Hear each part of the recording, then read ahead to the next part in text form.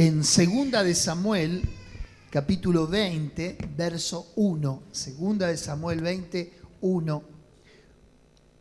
Estoy con una serie de mensajes llamado Condiciones de Paz, ¿sí? Estoy con una serie de mensajes llamado Condiciones de Paz. Comencé el día miércoles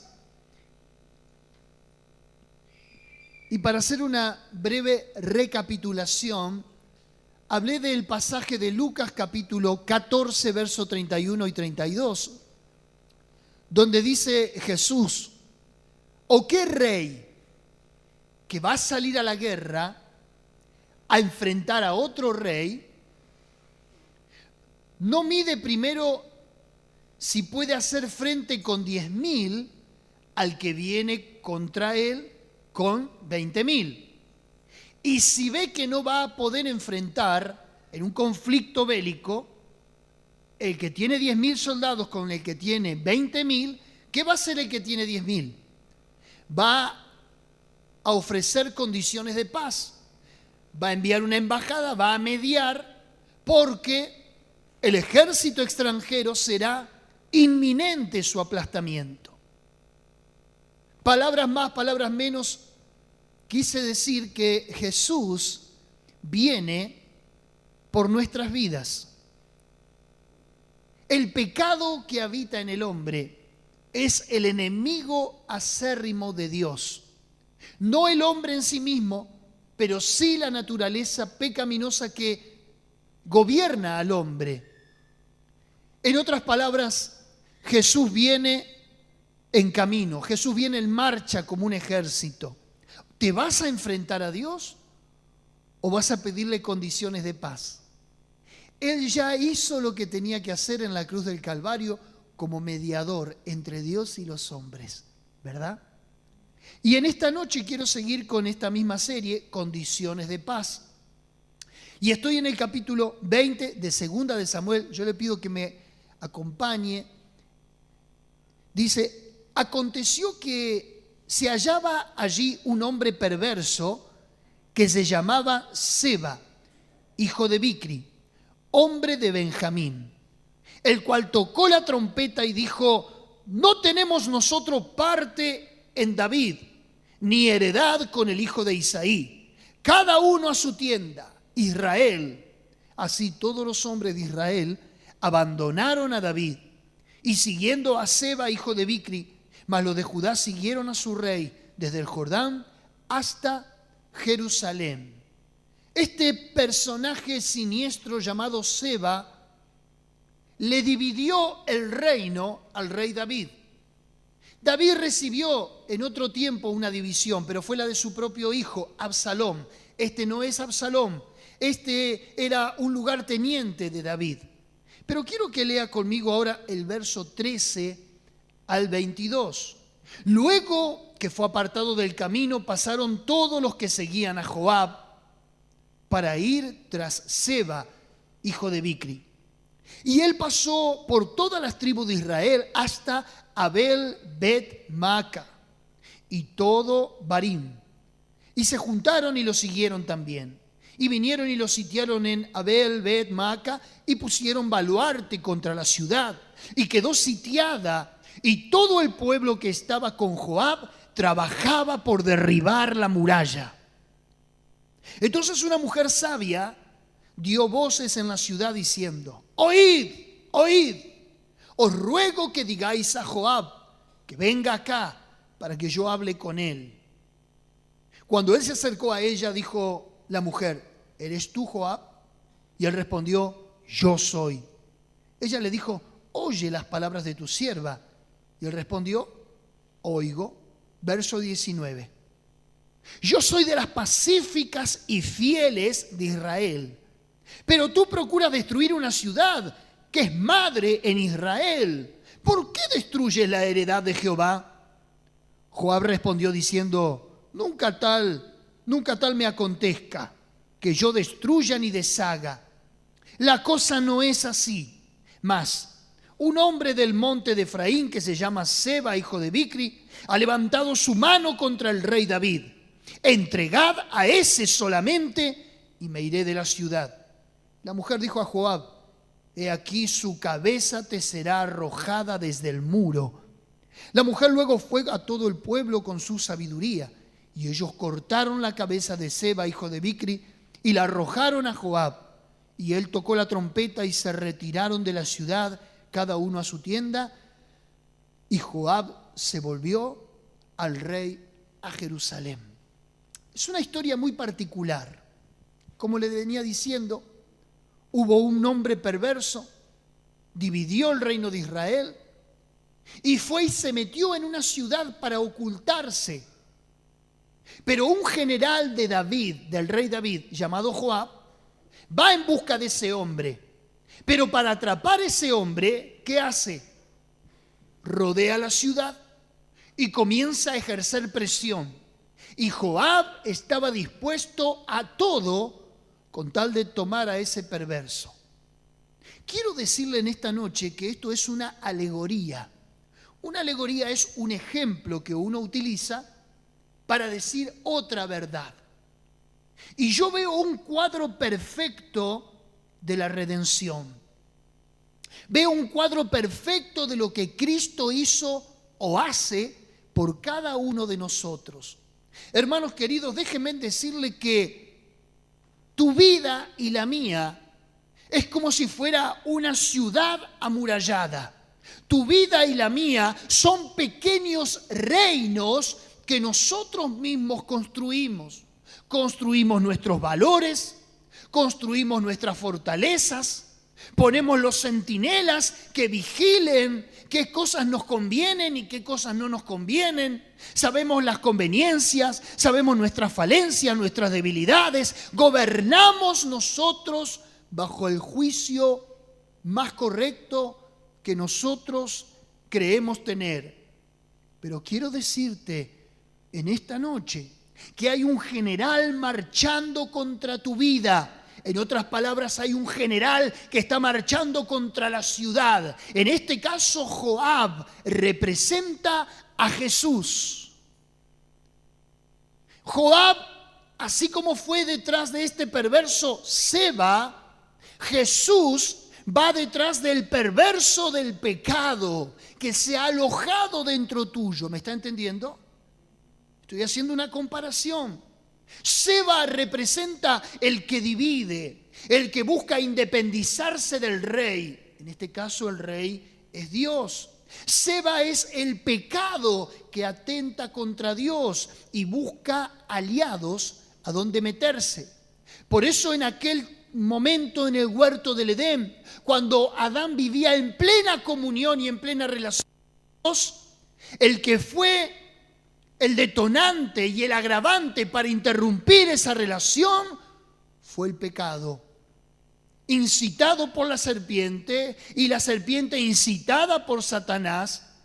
Pero desde aquel origen nos viene acompañando a todo el género humano, en el cual cargamos en nuestro código genético el pecado, que es un enemigo abierto para Dios. Lo interesante es lo que dice el verso 13. Acompáñeme, por favor. Dice: luego que fue apartado del camino, pasaron todos los que seguían a Joab para ir tras Seba, hijo de Bicri. ¿Sabe lo que significa Seba? En el idioma hebreo es un nombre que significa el que cambia. Y justamente cuando el pecado se mete dentro de un corazón, dentro de una vida, dentro de una persona, cambia a la persona. Uno puede conocer hermosos padres de familia, fieles esposos, vecinos con una conducta intachable. Pero cuando el pecado de la lujuria y de la perversión se aloja en el corazón de un hombre, puede cometer los hechos más aberrantes que uno pueda pensar. Es capaz de dividir la familia, es capaz de traer un divorcio, es capaz de dejar a los hijos desplazados bajo una conducta hostil. Cuando se mete el pecado en una persona, el pecado hace estragos, hermanos queridos. ya sea en una mujer, en un hombre, en un joven, en quien sea. Cuando el odio y el resentimiento carcomen el corazón de un ser humano, producto de una traición o producto de algún despecho, lo que hace el pecado del odio y el resentimiento es ir comiendo como una gangrena todos los valores que podamos sostener como seres humanos. Hermanos queridos, de la misma manera, Seba se metió dentro de una ciudad y ahora Joab tenía que ir a atraparlo. De la misma forma, Jesús no va a dejar por inocente aquel que quiera corromper tu vida. Viene un rey marchando contra tu vida. ¿Habrá condiciones de paz o habrá un aplastamiento inminente?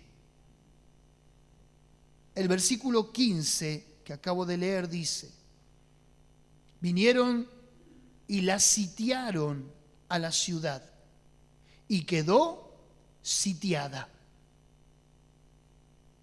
¿Qué es una ciudad sitiada?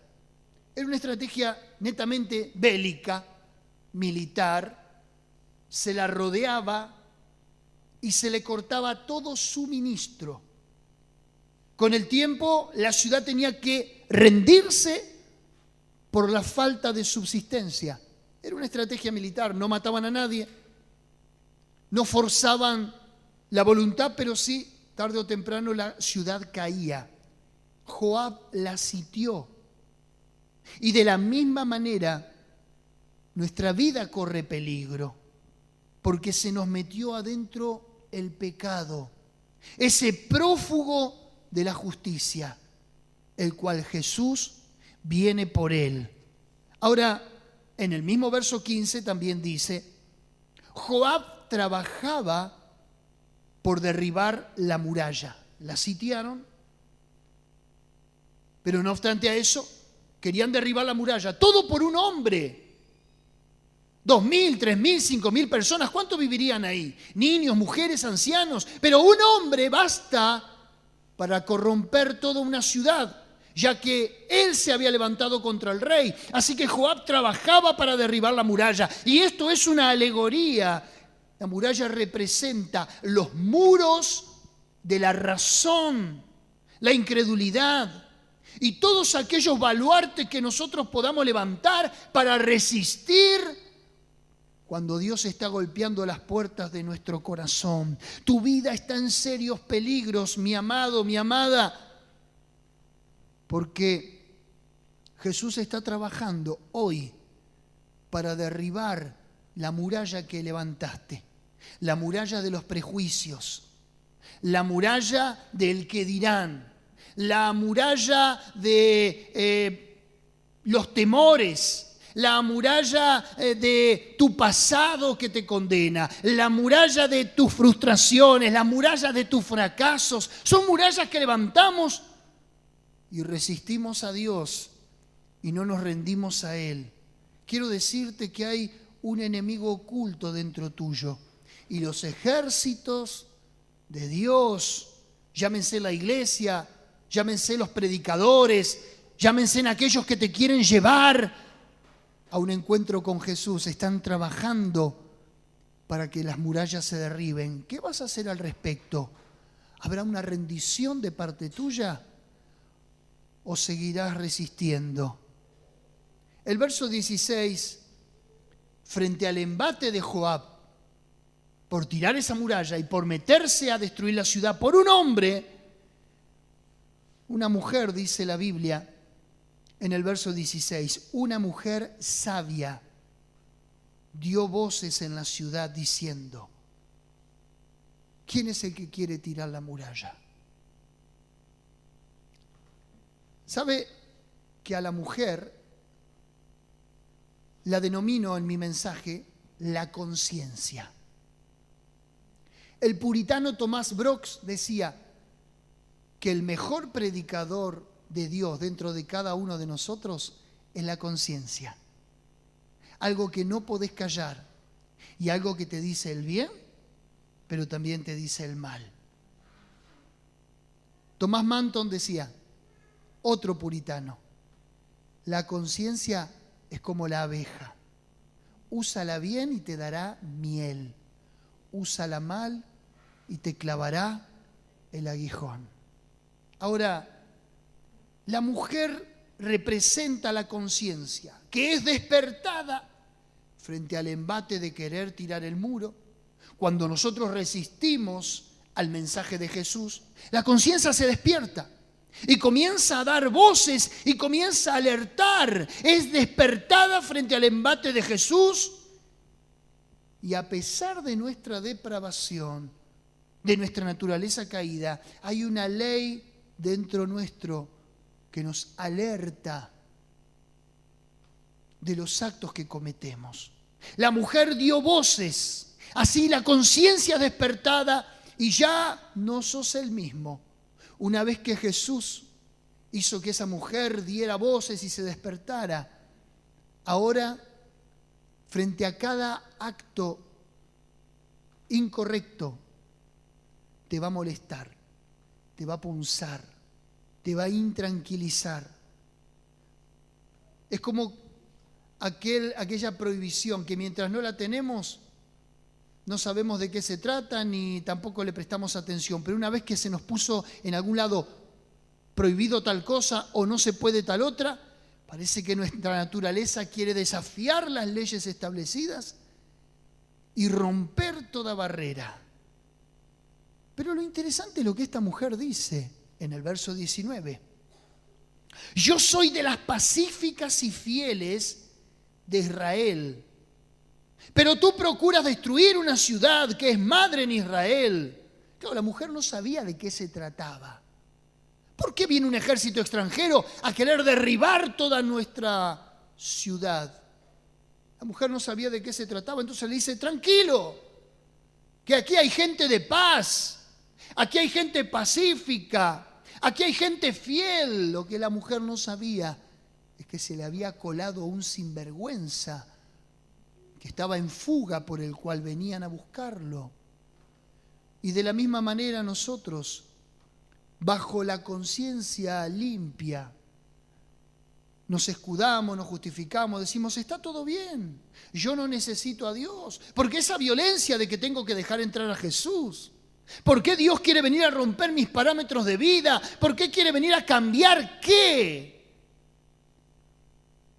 Mientras una parte tuya resiste a Dios, hay una parte tuya que sí quiere obedecer y conciliar con el cielo. Es una dicotomía dentro nuestro. En una parte sabemos que Dios tiene razón al venir a reclamar nuestra vida, que le pertenece. Pero hay otra parte nuestra, humana, carnal, pecaminosa, que resiste y que no se quiere rendir ante la evidencia de que Dios es nuestro Dios y nuestro Creador. En otras palabras, quiero decirte que el hombre carnal piensa que la enemistad de Dios es con él, pero no. Es con el pecado y con la naturaleza que se le pegó al hombre. Primera de Corintios capítulo 2, verso 16 dice, pero el hombre natural, aquel que no fue regenerado por Dios, no percibe las cosas del Espíritu, porque no las puede entender y para él son locura. Porque las cosas del Espíritu se han de discernir espiritualmente. Por eso es que hay gente que no nos puede entender a nosotros. ¿Qué hacemos un sábado acá? ¿Qué haces ahí escuchando a uno que te está gritando? Estos están todos locos. Es que nosotros antes pensábamos de la misma manera acerca de lo que hoy profesamos, porque nuestra mente natural no podía entender las cosas de Dios. Teníamos un velo, estábamos enceguecidos, no nos dábamos cuenta que nuestros caminos, como dice Proverbio, hay camino que al hombre le parece derecho, pero su fin es camino de muerte. Ahora, la conciencia que es despertada. En este caso, la mujer que sale a defender la ciudad, dice, ¿por qué esa violencia?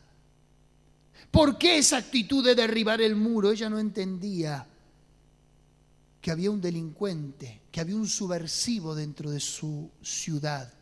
Lo mismo que la conciencia no registra actos morales o inmorales cuando no es despertada por Dios. Joab le dice en el verso 21,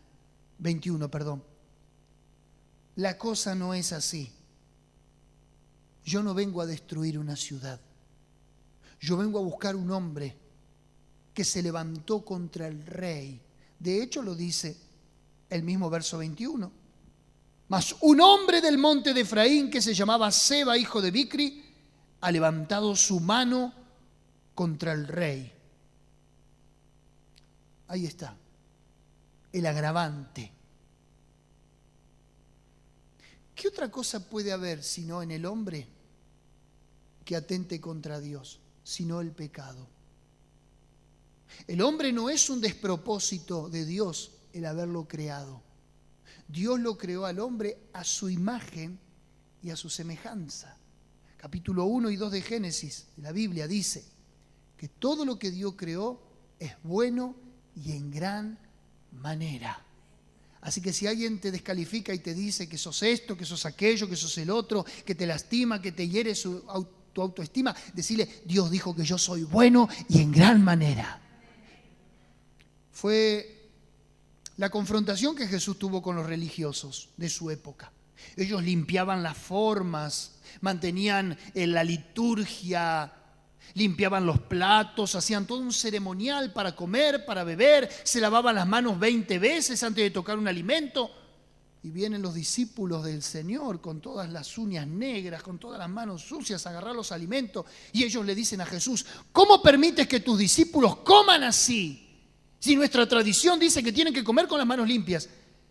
Jesús le dijo, no es lo de afuera lo que contamina al hombre, sino lo de adentro. Porque los hurtos, los homicidios, los adulterios no vienen de afuera, sino de adentro, del corazón del hombre. No es lo de afuera lo que te contamina, sino lo que está dentro de tu corazón, dentro de tu vida, dentro de la mía.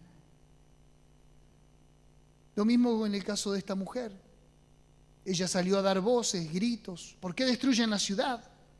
No sabía que adentro había alojado un hombre y que precisamente no era un hombre de bien. En el verso 21, él le dice, entreguen a ese hombre y me iré de la ciudad. Porque ese hombre se levantó contra el rey. El pecado no es inocente en ninguna de sus formas. No existe tal cosa como lo sostiene el romanismo o la Iglesia Católica, de pecados veniales, de pecados.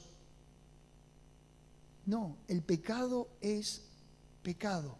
No hay pecado chico, no hay pecado grande. Una mentira o un adulterio o un robo o una traición es lo mismo.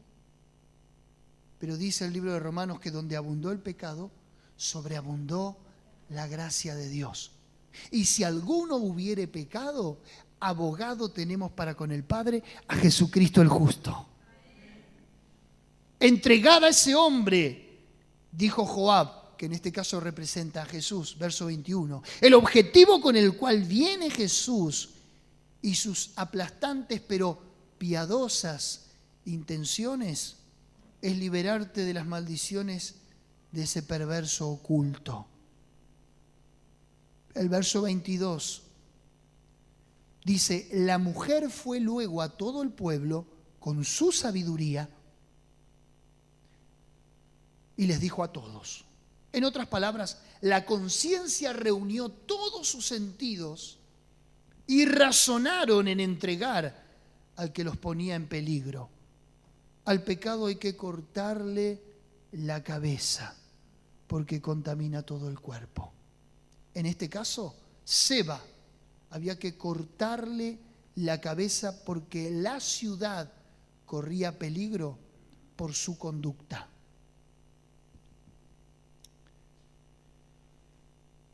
Si nosotros termináramos de raíz con el pecado, sería lo más precioso que nos pudiera pasar en esta vida. porque ahí sí podríamos construir una felicidad plena. Tristemente, tenemos una felicidad fragmentada, porque como seres caídos, constantemente vamos a pecar. Como seres creados por Dios, pero bajo el estigma de una depravación, siempre vamos a tener que depender del perdón de Dios y, en nuestro caso, de un corazón arrepentido. No hay justo ni aun uno, no hay quien no peque, no hay quien haga el bien. Pero ¿saben qué? La Biblia dice que aún siendo nosotros pecadores, Cristo murió por nosotros. Aún cuando no teníamos la posibilidad de ser transformados por nuestros propios méritos o por nuestros propios medios, o queriendo hacer el bien terminamos haciendo el mal, como dice Pablo en Romanos 7, siempre tenemos que depender de la gracia de Dios. Ahora, dice que la mujer reunió a todos sus conciudadanos, le cortaron la cabeza a Seba, hijo de Bicri, y se la arrojaron a Joab desde el muro. Una vez este acto, se retiraron y dejaron de hacer fuerza contra la ciudad. Hoy lo que quiere Jesús es que no resistas al sitio que te está poniendo. Cuando hablo de sitio es que te está rodeando. Estás rodeado, sí, porque la palabra que te acabo de decir es la que ya te cercó tu entorno. Ahora elegís, o viene con una actitud aplastante a tu vida, y si no es por las buenas, hay veces por las malas, tendremos que elegir a Dios. Quiere decir entonces que Dios utilizará el rigor para que nos volvamos a Él. Muchas veces las crisis es el móvil que Dios utiliza para quebrantar nuestro corazón y reconozcamos que Dios es la fuente de todas las cosas y que sin Él nada podemos hacer. ¿Habrá una rendición de parte tuya ante Dios o habrá un aplastamiento inminente a la ciudad de tu vida, de tu corazón, tu propio reino que has construido? O como dije el miércoles pasado, frente a no poder medir fuerzas con Dios, porque ¿qué es el hombre para disputar con Dios? Habrá condiciones de paz. La mujer, una mujer, en toda una ciudad, puso condiciones de paz y dijo: te entregamos al perverso, pero deja de forzar para destruir. Es que en realidad Joab no fue a destruir, fue a buscar un hombre. La conciencia hoy te está despertando y te está tirando señales. La conciencia es pacífica. La conciencia tuya quiere conciliar con Dios. Son todos nuestros miembros, humanamente hablando, las que se rebelan contra el Rey y contra Dios. A lo mejor te parece una película, Mi Alegoría. Un hombre que viene con su ejército a querer tomar una ciudad por uno solo que estaba metido ahí. Pero este es el plano perfecto de Jesús, rodeándote con su palabra, llevándote a la reflexión para que tu vida no termine en una tragedia, simplemente librarte del mal que tarde o temprano vendrá sobre tu vida.